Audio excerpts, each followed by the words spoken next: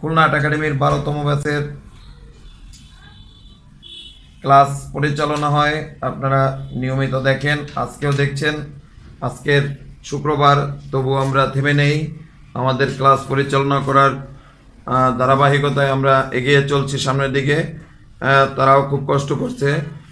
খুব সকালবেলা উঠে তারা চলে আসে সকাল 9টা থেকে। আর যাওয়ার এখান থেকে আসলে সময় নির্দিষ্ট কোনো নেই, তবে 3টা পর্যন্ত তারা এখানে থাকে নর্মালি। এত কষ্ট করে তারা পড়াশোনা করছে, আর খুলনা আর্ট একাডেমি তাদেরকে কিছু দিবে না, এটা তো হতেই পারে না।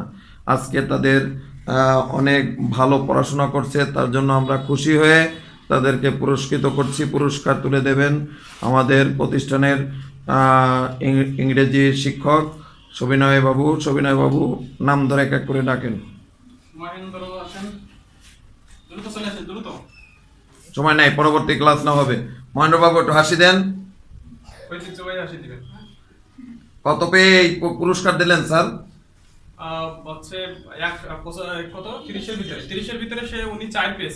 পেয়েছেন। ও, এটা করতালি দেন।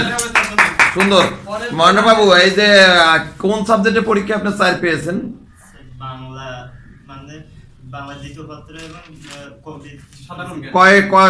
মানে কতটা আয়ত্ত নিয়ে পরীক্ষা ছিল? কয়টা বইয়ের পরীক্ষা ছিল?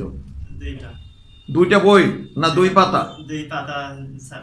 একটা পাতার এপিটুপি, একটা পাতার এপিটুপি যদি একটা প্লেয়ের বাচ্চারে পড়তে দেওয়া হয় তাহলেও পড়ার কথা। তার এডমিশন দিতে হবে, তার অতটুকু চিন্তা ভাবনা থাকা উচিত।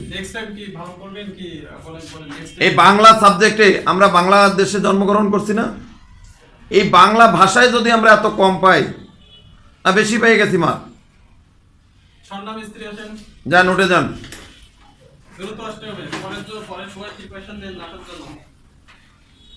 কে কত পাইছে স্কোরিং একটু মার্কেটটা বলেন।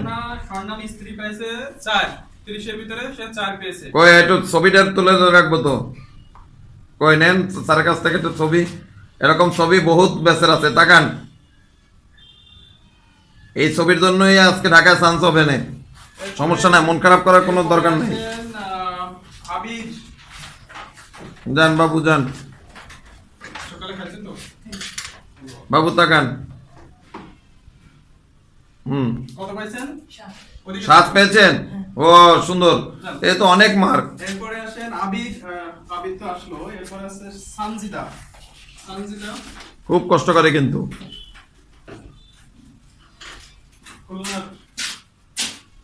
কত পেয়েছেন? কতর ভিতরে? এই পরীক্ষা এই 7 পাইয়ে মানে কত 30-এর মধ্যে 7। স্যার ওই ফার্স্ট হলে দেন কি, মানে 30-এ 30 পাইতে দিতেন কি ল্যাপটপ? এই হচ্ছে দেখা যাচ্ছে যে অন্য কোনো কিছু একটা অপর একটা স্মার্টফোন গিফট করতাম আমরা। ও আচ্ছা আচ্ছা, 30-এ 30 পেলে বাহ বাহ। একটু পড়াশোনা করেন, একটু অপর টপর নিতে হলে একটু পড়াশোনা করেন। এরপর সৌরভ আসেন। ডিজিটাল বয়। হ্যাঁ, কত পাইছেন? ওইদিকে এদিক দেখান, কত পাইছেন? 6। হ্যাঁ, আসেন। এরপরে আসেন 6 গেল স্মৃতি। দ্রুত চলে আসেন। কত পাইছেন? ওইদিকে তাকায় বলেন। আজকের আমাদের সর্বোচ্চ মার্ক 8 উঠছে না? 8 উঠছে। আর সেই 8-এর অধিকারী আমাদের স্মৃতি। পরবর্তীতে কি 7 পাবো নাকি কত পাবো পরবর্তী পরীক্ষায়? মনে থাকবে না? আচ্ছা ঠিক আছে। এরপরে হচ্ছে তোমা আসেন। তোমা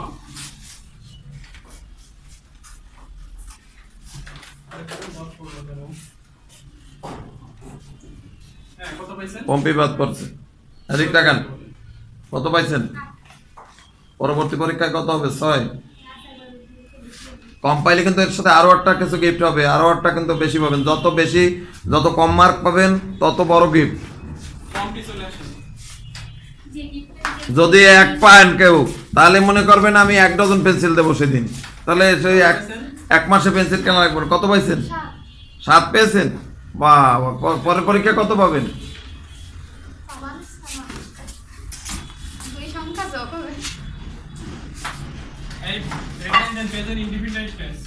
তো বন্ধুরা, আমাদের এখানে কম পাইলে সেদিনকার একভাবে পুরস্কার দিয়ে তাদের আমরা উৎসাহিত করি।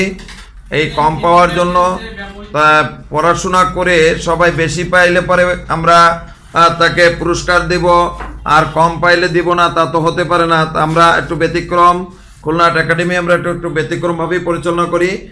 এটি তার একটি প্রমাণ।